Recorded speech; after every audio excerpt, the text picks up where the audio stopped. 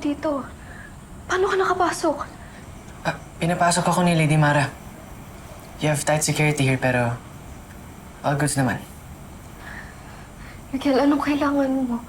At nag-effort ka pa para pumunta dito. I just came here to check on how you were doing. Di ka na kasi nag-reply sa akin eh. Delivered zone ka din kay Zion. Ayaw mo na ba kaming kausap dahil umamin kami sa'yo? I'm worried, Angel. I feel like we're being a burden. We're sorry. It wasn't our own intention to hurt you. Miguel, wala naman akong problema. Wala rin akong sama ng loob sa inyo. Pero sorry kung tinakbuhan ko kayo last time, ha?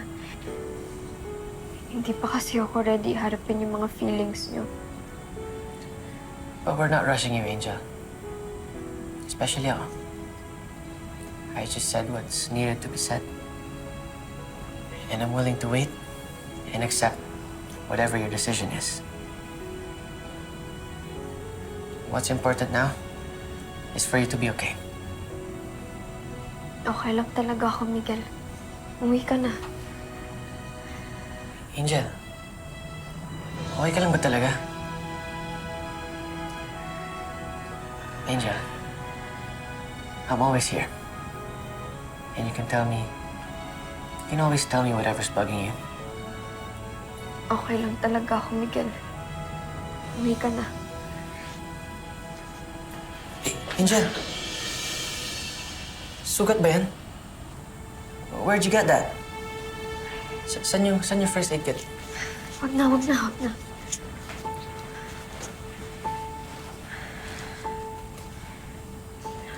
May aaminin ako sa'yo, Miguel. Miguel, hindi talaga ako okay. Si Tita Serena, sinasaktan niya ako. Ginagamit niya ako para makuha lahat ng gusto niya. Para hindi siya hiwalayan ni tatay. Si Mama Bebe. Si Lolo Sammy. Tsaka si Tita Charmaine. Pinadukot niya din sila. Hawak ni Tita Serena yung buhay nila. Kapag hindi ako sumunod sa mga gusto ni Tita Serena, papatayin niya sila. It all makes sense now. Kaya pala nila ako pinapalayo sa'yo. Sinong sila? Yung Tita Serena, ma. Magkausap sila ni Dad. Gusto nila, lumayo ako sa'yo. But I can't do that. Ngayon na, nalaman ko na yung totoo. Gagawa ko ng paraan para makatulong sa'yo. Miguel, ba kung ano pang mangyari kay Mama Bebe? Sa ngayon, kailangan ko munang sumunod kay Tita Serena. Hanggat hindi ko pa sila nakikita at nami-make sure na okay pa sila. Don't worry, Angel. I understand. Remember that time sa library where you asked me to make a wish? Sad na hindi pa yun nagkatotoo. Because all I wished was for you to be safe and happy. Kaya gagawa ko ng paraan para iligtas ka. Gagawa ko ng paraan para tulungan ka. Okay? I'll do everything for you, Angel. Di na ako madadala sa takot dahil hinatid ako ng hangin. Angel?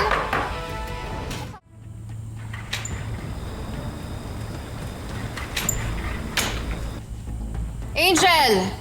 Buksan mo to! Angel! Sino bang kausap mo dito? Bakit ang tagal mo buksan? Wala po. Anong wala?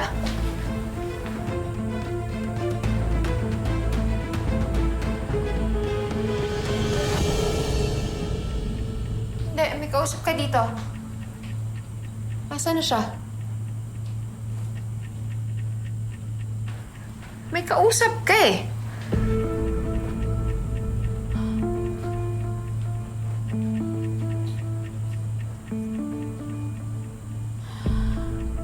Angel, tatandaan mo yung sinabi ko. Kapag nalaman ko na nagsumbong ka, kahit kanino, hindi lang ikaw ang magsisisi. Sisiguraduhin ko na hindi makakauwing buhay ang lola sabi mo, ang mama bebe mo, at pati si Charmaine. Madadamay. Hmm?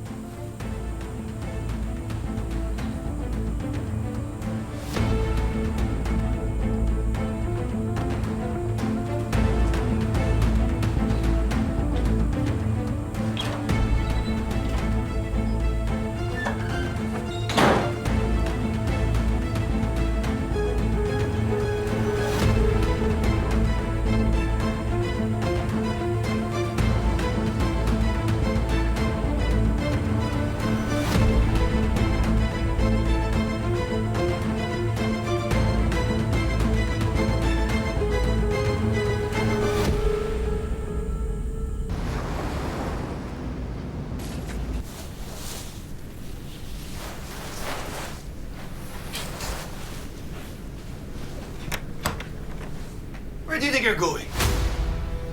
Lumabas ka raw kanina. Saan ka pumunta? Angel just really needs my help, Dad. Si Angel na naman! Miguel, anak! Alam ko na nag-usap na tayo. Na pinayagan na kitang maging magkaibigan kay Angel, pero things have changed, anak. Hindi ka na pwedeng ma-associate kay Angel. Dad, I knew you would say this. At alam kong kinausap ka ni Miss Sarina na ipaghiwalay kami ni Angel. At alam kong di mo na ako ibabalik sa Pilipinas pagkatapos ng mga tours. Anak, hindi mo naintindihan ang sitwasyon. Hawak ni Serena lahat ng mga investors ko. And I can't afford to lose this company, anak. Dad, do you really think you could trust her? Minamanipulate niya lahat ng tao sa paligid niya. At kasama ka ron. Sinabi sa akin ni Angel lahat ng ginawa ni Miss Serena sa kanya. I need to save her. Ayoko siyang mapahamak. Angel is in danger. No! You stop meddling in Angel's life! Layuan mo na si Angel! Anak! Layuan mo si Angel! Dad, please don't do this! Tawa mo! Shut your mouth and do what I tell you! Tito Neil, what's happening? Alam mo, Jacob, isa pa! Kundi dahil sa'yo, hindi titigas ang ulo itong anak ko! Isa kang konsentidor! Tito Neil, gusto lang naman namin na... Enough! I've spoken to your parents! You're coming with us to the US! Kayong dalawa, layuan nyo na si Angel! Naintindihan? Please, Jacob, huwag mo nang tulungan to si Miguel. Hansel, kunin mo yung cellphone ng dalawang to. Tanggal mo yung wifi sa kwartong to. Siguraduhin yung hindi lang makukontak yung mga kaibigan nila. Tanda, para wala ng gulo. Angat na. Ngayong August 1 na ang You're My Favorite Song fan meet. Nakasecure ka na ba ng tickets? Kung hindi pa, make sure to check GMA Public Affairs social media pages to know more. Dahil maraming performances at freebies kagaya ng exclusive photos, stickers, at posters. Kaya tara na! Punuin natin ang SM North EDSA Skydome ng tawanan at panibagong memories. See you, babes!